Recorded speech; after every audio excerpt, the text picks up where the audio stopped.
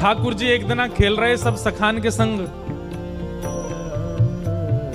और खेलते खेलते इतने में श्रीदामा भागन लगो। ठाकुर जी बोले, ए श्रीदामा कहां को जा रहे है? श्रीदामा बोलो, लाला ससुराल जा रहा हूं अपनी। ठाकुर जी बोले, नंदगाम सुनो, बरसानो सुनो, वृंदावन सुनो, गोकुल सुनो, जे ससुराल कौन सा गांव है भैया? श्रीदामा हंस के बोलो, लाला ससुराल गांव को नाम ना है। तो बोले, फिर कहा है ससुराल? बोले, जब ब्याह है जाए ना तो अपनो घर तो पीहर है और पत्नी को घर जो है क्या वो ससुराल है। ठाकुर जी बोले, जे पत्नी कौन होवे? बोले, लाला जैसे नंद बाबा की तेरी मैया यशोदा पत्नी है, ऐसे ही मेरा ब्याह है रो, मैं हूं पत्नी लेवे जा रहा हूं, तो पत्नी के घर को ससुराल कह में। ठाकुर जी गए श्रीदामा के पास, ओए श्रीदामा मेरो ससुराल कौन सा है? मेरे ससुराल को नाम बता। श्रीदाम बोलो, मुंह का पता तेरा ससुराल कौन सा? तेरी बहू जहां की होगी वही तेरा ससुराल। बोले, मेरी बहू कहां है? श्रीदामा बोलो, लाला मुंह ते मत पूछे, मैया ते जाके पूछ।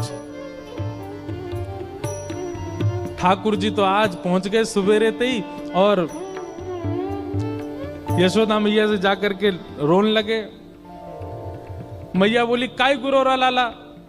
बोले, मैया तेने मुझे इतनी बड़ी बात छिपाई। मैया बोली, कहा छुपा दियो मैंने? बोले, तेने मेरी ससुराल को नाम ना बतायो आज तक। मैं 3.5 बरस को बूढ़ा है गो, अभी तक मुंह मेरी ससुराल ना पता, और वो श्रीदामा अपनी ससुराल गए बहू लेवे।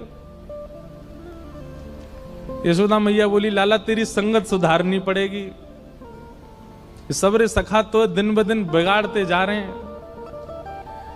लाला तूने एक बड़ो है जा, तेरी ससुराल है जाएगी। तो मैया अब मेरी उम्र है गई। मैया बोली, लाला तो पे कछु आवे जो तेरो ब्याह करता हूं? बहू आके यूं कहेगी, देखो कैसे तो ब्याह कर दियो कछु। बोल, मैया देख मुंह पे सब आवे। यशोदा मैया बोली, कहा आवे? मुंह पे चल वो आवे। कछु दिना पहले तक चलनो ना जानता हो, घुटमुंच, अब मुंह पे चल वो आगो। दूसरा, मैया मुंह पे बोल वो आवे, मैया मुंह पे सो वो आवे, मुंह पे डोल वो आवे, सबरे काम तो आगे। और कहा चाहिए मैया? और कहा करके लाऊं बता? 9 लाख गैयान को स्वामी में, पिताजी ने 9 लाख गैया, कौन कहेगा मेरे काजी तो हैं? मैया बाबा को इकलो तो लाल में इतना बड़ा मेरा भवन, अब एक ही चीज की कमी है। कहा, बोले, एक बहू ना है बस मेरे पास, अब ब्याह करा दे मैया। और देख मैया श्रीदामा ब्याह करवे गयो है। मैया बोली, बात न मत बनाए कर, चल बैठ जा। मैया कछु काम में लगे, ठाकुर जी पीछे पीछे डोलने, मेरो ब्याह करा दे मैया, श्रीदामा की बहू आ गई, मेरी ना आई है, मेरो ब्याह करा दे। मैया ने जब नहीं सुनी तो ठाकुर जी रूठ के बोले, मैया देख तू मेरो ब्याह करा दे, नहीं तो श्रीदामा की घर ले आऊंगा मैं, बउआ की बहू ले आऊंगा। तभी एक सखा दौड़ो दौड़ो आया, बोले, ए लाला देख श्रीदामा बहू लेके आ गो। बहू को नाम सुनते ही ठाकुर जी तो मचल गए, लेके चल मुंह को जल्दी। ठाकुर जी पहुंच गए, बीच रास्ता में रोक ले, सबको कथा पता है। माधवी उनकी मां ने उनको कहकर के भेजा था कि तेरो श्रीदामा ते ब्याह एरो है, लेकिन लाली ध्यान रखियो, तेरे श्रीदामा को जो मित्र है ना कन्हैया, बाकू अपनो मुख मत दिखाइयो। वो एक बार जाकू देख ले, वाको पातिव्रत धर्म नष्ट है जाए, अरे वाके सबरे धर्म नष्ट है जाए, वो कहीं को ना रहे, वही को रह जाए बस। तेरो ब्याह एरो है, ध्यान रखियो, सबन को मुख दिखाई करियो, वाकू मोहम्मद दिखाइयो।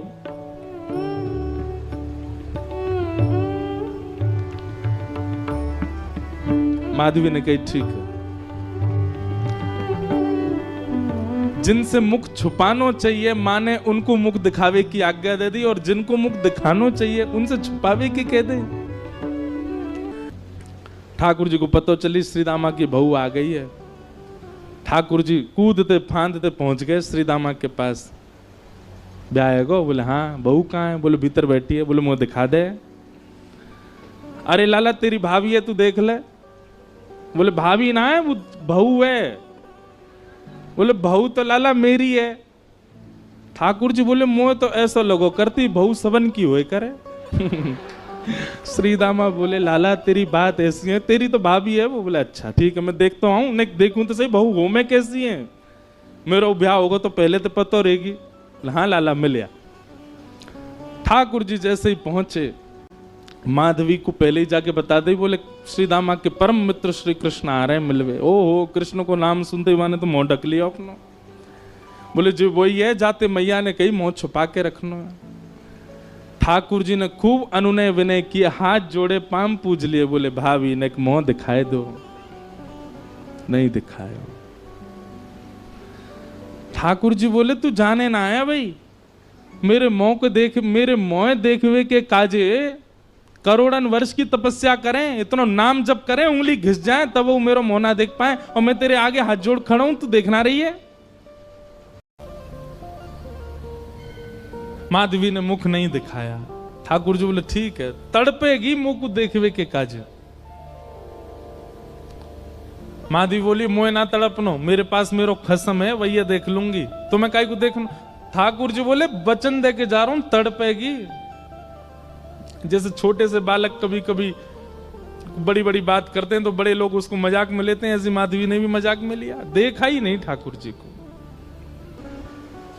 लेकिन माधवी को उसी समय से बेचैनी होने लगी जैसे ठाकुर जी गए ना। अब तो कहीं भी जाती है गोपियां चर्चा भी कृष्ण की करती हैं, सब गोपियां आपस में बात करती हैं, तो माधवी उनको समझाती है, अरे तुम कैसी कन्या हो, अपने पति के बारे में बात नहीं करती, वो उसके बारे में बात करती रहती हो, नंद जी को लाला ऐसा हो, नंद जी को लाला ऐसा हो। एक गोपी से यूं तक सुन ली माधवी ने कि वाकी उम्र अभी 3.5 वर्ष की है, तो माधवी बोली राम राम राम, शर्म नहीं आती, नेक सो बालक वाकू प्रियतम मानो तुम। इन सबकी बातें सुनकर के मीराबाई, माधवी को ऐसा लगता है कि इन सब से तो मैं श्रेष्ठ हूं, कम से कम अपने पति की हूं, इन सब की तरह तो नहीं। पूरे दिन उस कृष्ण की प्रशंसा करती रहती हैं। सब गोपियां माधवी से कहती हैं अभी तक तेरे सामने आयो ना है, और तेने अभी तक देखो ना है। अरे या प्रेम को काम भावना ते मत देखियो, 3.5 वर्ष को 4 वर्ष को है, लेकिन वाक्य प्रति एक अलग ही प्रेम प्रकट है जाए। माधवी सबको ज्ञान देती है, बोले चाहे 3 वर्ष को 4 वर्ष को है तो अन्य पुरुष, क्यों उसकी बातें करती हो, क्यों उसकी ओर देखती हो।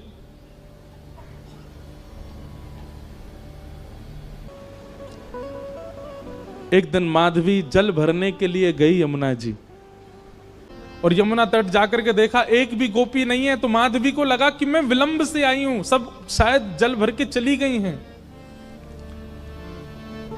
जल भर के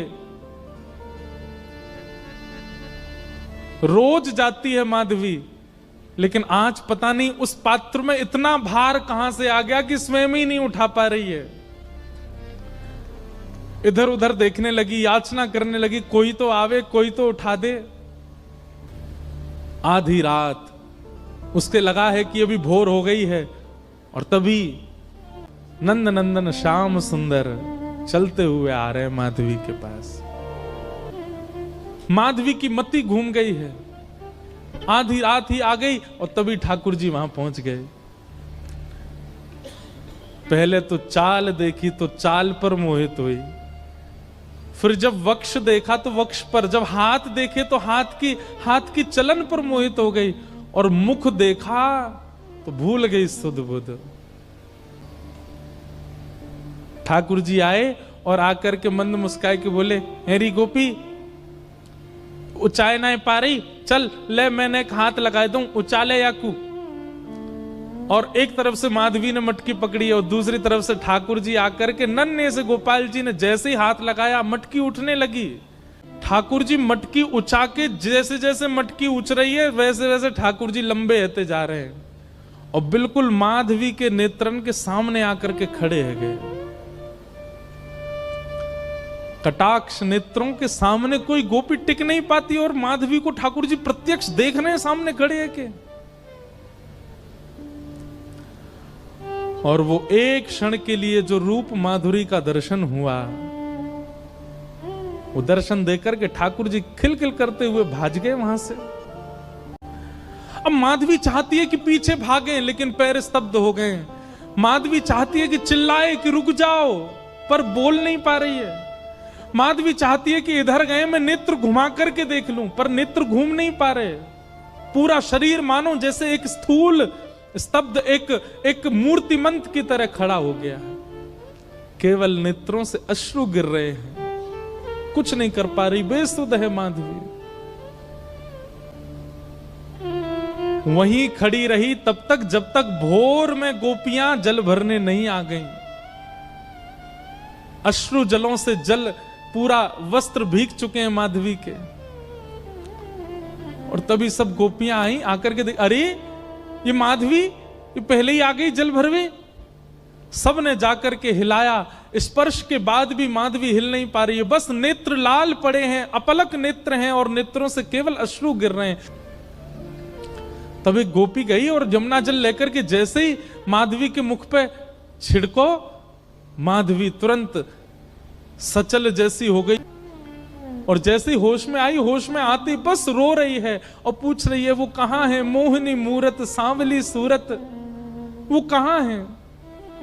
कोई गोपी कह रही है कौन आयो, मधुमंगल आयो, श्रीदामा आयो, तनसुखा आयो, मनसुखा आयो, सुबल आयो, अरे कौन सो सखा आयो।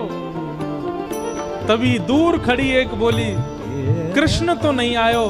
कृष्ण नाम सुनते ही रोम रोम रुदन करने लगा। सुनना चाहती है कृष्ण नाम, लेकिन जब जब कृष्ण बोल रहे हैं तो स्थिति ऐसी हो रही है जैसे मानो किसी घाव पर नमक डाला जा रहा हो, और पीड़ा भर रही है। मतलब औषधि भी कृष्ण नाम है और पीड़ा भी कृष्ण नाम है।